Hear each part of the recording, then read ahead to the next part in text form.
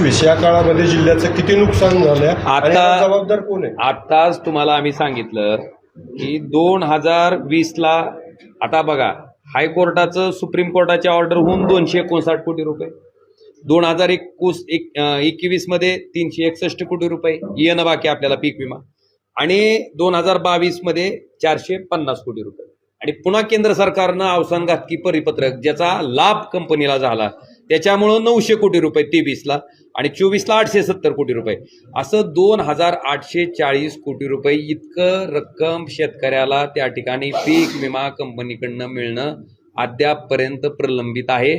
आणि पूर्वी म्हणजे आमचं महाविकास आघाडीचं सरकार असताना काही मंडळींना त्या ठिकाणी वाव होता की राज्यातल्या सरकारचं चुकलं, राज्यातल्या सरकारनं बरोबर काम केलं नाही म्हणून त्या ठिकाणी असं घडलं.